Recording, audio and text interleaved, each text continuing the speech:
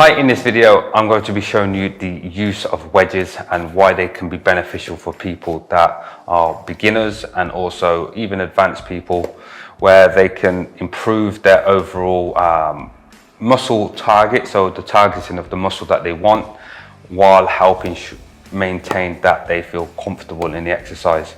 Now, as you can see here, the wedges I have are something where I use for squats, I use for single leg workouts, even some of the machines, to help make sure that when a client comes to me with really poor range of motion through their, or mobility through their ankles, meaning the ability that when somebody puts their foot on the floor, and if I see that when they go forward with their knee and their heel starts to raise, it means that their ankle is really limited range of motion.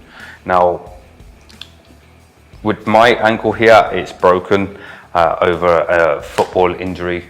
I've been trying to improve that over time, but the main thing is where the knee has to learn how to stay on travel the toes. The knee has to travel the toes while we're limiting this while we're restricting this from lifting off the floor. If this typically happens, I would recommend looking at some of the mobility exercises for the ankle. And on top of that, this is where the wedges will help.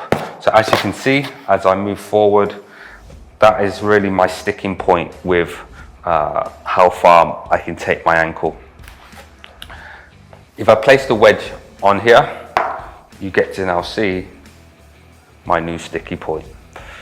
So this is going to help with making sure that when we are squatting, I'm not shifting any weight through lifting my toes, or I have to compromise through my hips or my lower back or my upper back to make sure that I can do the exercise safely.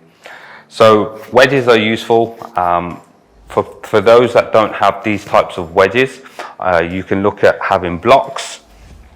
Now, while some blocks may be a bit thicker, you can then also look at using bumper plates or any plates to assist standing on the edge.